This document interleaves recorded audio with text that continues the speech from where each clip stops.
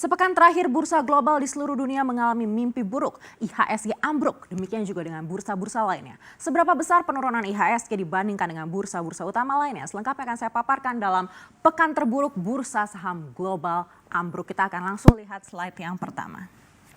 Kita akan mulai yang pertama dari indeks Nikkei Jepang, yang penurunan Nikkei hingga 11,51% ini menjadi salah satu yang terbesar di Asia. Penurunan Nikkei ini turut mempengaruhi indeks lainnya di Asia. Jepang memang menjadi salah satu negara yang mengalami dampak paling besar akibat corona di China. Dan ditambah lagi dengan rilis pertumbuhan ekonomi Jepang yang negatif dan lebih buruk dari prediksi yaitu 1,8%. Sebelumnya prediksinya 1,6%. Akibatnya Jepang semakin kehilangan kepercayaan dari investor. Dan berikutnya Hang Seng Hong Kong. Nah ini sebelum corona, Hong Kong juga sudah tergerus akibat konflik geopolitik yang tidak kunjung usai. Dalam sepekan terakhir kemarin, indeks Hang Seng melemah hingga 8,08%. Ini menandakan saham-saham di Hong Kong semakin tidak menarik dan dijual oleh para investor. Entah kapan perekonomian Hong Kong bisa kembali melihat kenyataan yang seperti ini. Selanjutnya kita akan melihat STI atau Straits Times Index Singapura, salah satu yang melemah terbesar hingga 11,04%. Ini Singapura menjadi salah satu negara di luar China yang kasus COVID-19-nya terbesar. Sebelum akhirnya posisi itu digantikan oleh Jepang, Korea Selatan, hingga sekarang mungkin Italia ya. Namun dengan penanganan yang baik dari pemerintah Singapura saat ini sudah mulai berkurang kasus COVID-19-nya dan bisa ditangani dengan baik. Namun belum juga bisa memulihkan kepercayaan investor pada bursa STI. Berikutnya ini ada Shanghai Composite. Nah cukup unik karena meskipun letaknya di China, tapi kalau kita lihat ini penurunannya paling sedikit 4,85%. Ini dipengaruhi karena di China sudah banyak kasus yang bisa ditangani dengan baik. Dan juga pemerintah China memberikan stimulus yang sangat mempengaruhi perekonomian. Diprediksi industri China juga bisa segera bangkit dan investor perlahan mulai kembali kepercayaannya. Lalu Kospi, Korea Selatan, ini penurunannya juga cukup besar, bahkan terbesar 13,17%. Ini menjadi salah satu negara yang terdampak terbesar. Pada waktu itu penularan terbesar terjadi akibat kegiatan keagamaan yang membuat angka COVID-19 di Korea Selatan semakin tinggi. Dan meskipun Presiden Korsel sudah memberikan stimulus juga, namun tetap saja belum terlalu banyak bisa memulihkan penurunan yang sudah terlampau tinggi ini. Dan meskipun di Asia Pasifik penurunannya kalau kita lihat ini cukup tinggi begitu, tapi ini tidak ada apa-apanya kalau dibandingkan dengan penurunan bursa di Eropa dan Inggris. Kita akan cek slide berikutnya. Bursa Eropa dan Inggris ini memang berbeda karakteristiknya dengan bursa lainnya. Kalau di Eropa, campur tangan pemerintah tidak sekental di Asia Pasifik dan juga Amerika Serikat. Kalau di Eropa, bursa bergantung sepenuhnya pada mekanisme pasar sehingga interupsi dari otoritas ini sangat minim. Dan ini adalah salah satu faktor yang membuat indeks utama menurun gila-gilaan. Pertama kita akan lihat FTSE Inggris. Ini penurunannya hingga 16,97%. Pemerintah Boris Johnson sudah memberikan stimulus, namun memang kekhawatiran akan COVID-19 tidak terbendung. Saat ini Inggris berencana mengkarantina warga usia 70 tahun ke atas. Kita lihat apakah kebijakan-kebijakan ini bisa memberikan efek juga pada FTSE sepekan ke depan. Lalu berikutnya DAX Jerman. Ini dengan penurunan terbesar 20,10%. Indeks Jerman ini merupakan indeks acuan bursa di Eropa karena Jerman sendiri adalah negara ekonomi terbesar di Eropa. Dari awal ditemukan COVID-19 di China, Jerman sudah sangat terpengaruh.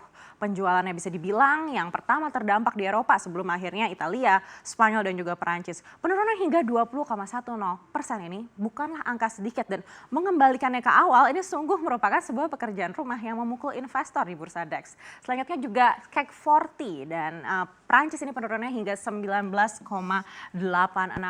Perancis sudah menetapkan lockdown tempat-tempat publik termasuk tempat pariwisatanya dan ini sedikit banyak memukul perekonomian terutama pemasukan dari tempat tersebut dan juga menghilangkan kepercayaan dari para investor.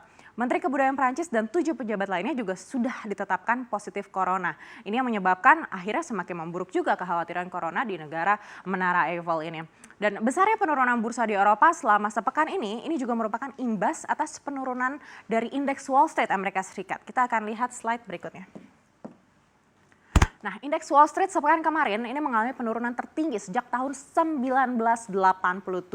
Dow Jones melemah hingga 10,36% yang terbesar dari indeks utama lainnya. Sikap Presiden Amerika Serikat Donald Trump yang ketika di awal penyebaran ini menganggap enteng virus ini, akhirnya mengecewakan investor dan menciptakan pesimisme juga di tengah bursa Wall Street. Ini sudah sedikit membaik dan rebound dalam 2 hari terakhir sepekan kemarin karena Kongres setuju menghilangkan pajak PPh menjadi 0%. Namun belum juga akhirnya bisa mengembalikan kepercayaan investor seluruhnya. Lalu kalau kita lihat Nasdaq juga ini menurun 8,1%. 7%, sama seperti bursa lainnya, saham-saham Nasdaq juga akhirnya banyak dilepas investor ke instrumen lainnya yang dianggap lebih aman atau safe haven. Meskipun penurunannya kalau kita lihat ini paling kecil dibandingkan indeks acuan Amerika Serikat lainnya, namun untuk mengembalikan kepercayaan investor tetap menjadi isu utama. Demikian juga dengan S&P 500, saham emiten pilihan S&P yang dilego investor hingga penurunannya mencapai 8,79%. Angka ini sudah tertolong akibat rebound di hari terakhir pekan kemarin, namun tetap saja belum kembali seperti semula. Sempat diberlakukan halt juga beberapa kali karena penurunannya waktu itu sampai 7% beberapa menit setelah pembukaan perdagangan. Ini salah satu faktor yang membuat bursa AS bisa sedikit diselamatkan. Lalu bagaimana pengaruhnya terhadap IHSG? Kita akan cek slide berikutnya. IHSG di antara bursa-bursa lainnya cukup terdampak parah hingga 10,26%. Angka ini membuat IHSG terburuk sejak tahun 2016 lalu. Kalau kita lihat grafiknya, pekan kemarin IHSG ini berada di 4.907,57. Ini terakhir kali terjadi yaitu pada bulan Februari ini. Kalau kita lihat tahun 2016 kira-kira di sini yang setara. Bahkan memang tahun 2015 pernah lebih buruk juga yaitu menyentuh 4.178,40. Tapi tentu kita tidak berharap akan kembali ke angka tersebut. IHSG sempat di-halt juga 2 kali. Pertama pada Kamis lalu 30 menit sebelum perdagangan selesai, lalu keesokan harinya 15 menit setelah perdagangan sesi pertama resmi dibuka. Jadi bisa dibayangkan kalau pemerintah waktu itu tidak memberlakukan trade halt, berapa persen IHSG bisa jatuh tanpa tertolong lagi. Dan setelah adanya pengumuman stimulus fiskal kedua oleh Menteri Keuangan Sri Mulyani, juga IHSG perlahan rebound hingga pada hari Jumat kemarin ini menguat tipis 0,24%. Jadi sangat amat roller coaster sekali IHSG pekan kemarin. Dan dengan adanya pelemahan lagi pada hari ini menambah buruk juga tren IHSG ke depan. Namun kita masih optimis sepekan ini bisa ada kepercayaan investor yang bisa perlahan mulai bangkit. Kita berharap pemerintah juga bisa menangani corona dalam negeri dengan lebih baik agar bisa sedikit banyak mempengaruhi pergerakan IHSG di pekan ini.